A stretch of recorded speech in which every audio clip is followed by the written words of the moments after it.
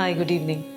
I'm Radha Gomati, curator for my dear friend T.K Hareendran's solo show, presented by Kerala Lalitakala Academy and called The Shore of Alphabets.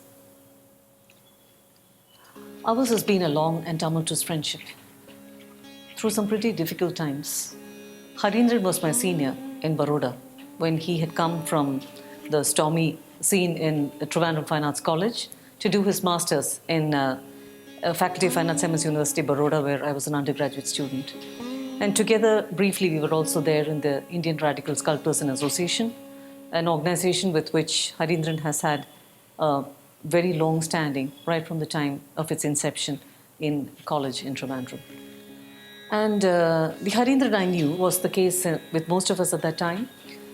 A youngster, a young man who was deeply involved, deeply moved by the socio-cultural issues of the time, and also made a lot of deep political analysis and was actually troubled by it for a pretty long time.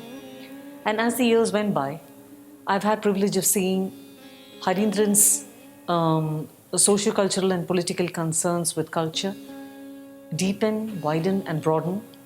The metaphor again, I would say, which I think I'm free to use for the kind of poetic work that I've been curating, with a movement like the river when it's about to fall into the sea, where she widens and broadens and deepens and becomes calm and has so much to offer as on her way to the sea. So something like that seems to have happened also with Hareendran's art. And there are multi-layered readings possible in his work today.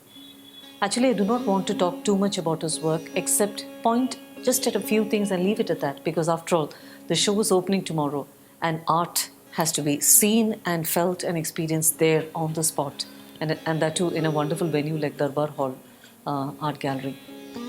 So Hareendran basically has, from the kind of intense figurative work that he used to do in the past, his work has become more to do with working with, first of all, some basic colors. Ash seems to be the one that stands out the most.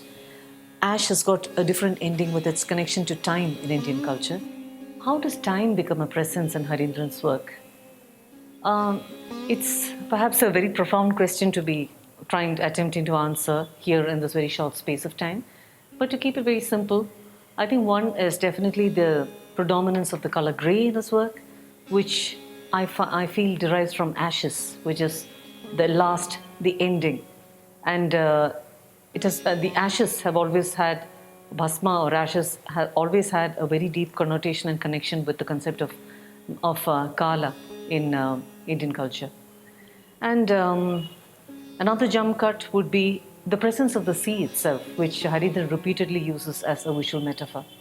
And besides the painting, where there is this presence of the ocean always there in the background. It's directly present in his videos, a couple of them shot in black and white, which are being presented in the same show here. And it is actually a documentation of his journey through the coastline of the entire South India, where definitely then it is against the backdrop of the sea that you find that the life of the shore caught almost like in emblems or pictograms, emblems that later change into pictograms, like figures in his painting, like those of laboring bodies, fish, nets, tools, things that hold life together. And it is very interesting how the fish hook, the anchor, all the things that start with the material production that labor enables, which is the basis of a civilization. And these are not just material things at any point of time. These are emotionally and spiritually imbued by the human beings who use them. So there's also presence of the human and the non-human in Hareendran's work that play with one another. And as I said earlier, it is life that changes into the form of a pictogram, but unlike the pictogram, it's never dead. It's pulsing and live, and very simple, therefore, to apprehend. It seems, it must have taken a lot of work to arrive at this level of simplicity. It's also interesting to see how some of Hareendran's larger works are actually a collection and arrangement of much smaller works and motifs. So I think at this point I should stop by saying welcome to the show. And do come at 3 p.m. and not 5:30 p.m. as it's mentioned in the invitation card, because Hareendran is actually attempting a first time in his career as an artist.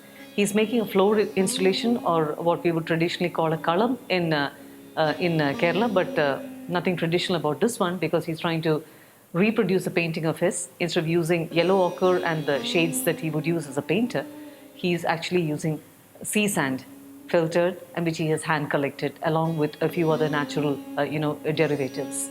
So it's going to have a performative element, and the making of the installation also, I'm sure, is going to be a very interesting entry point into the very poetic range of work that this extremely interesting artist and generous artist has presented before us.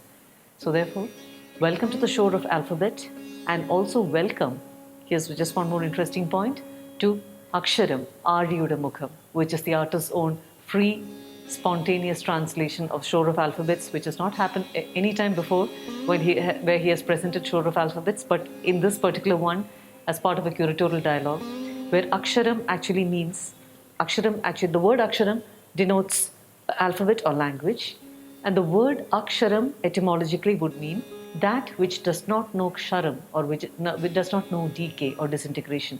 That is the level at which our ancients placed language. So without language, culture or civilization is not possible. But there's also something, language at its best also points to, alludes like a sign to that which cannot be spoken, which cannot be languaged. And that is exactly what an artist tries to do. And that is what makes this show such a special and such a poetic one. So welcome. See you there.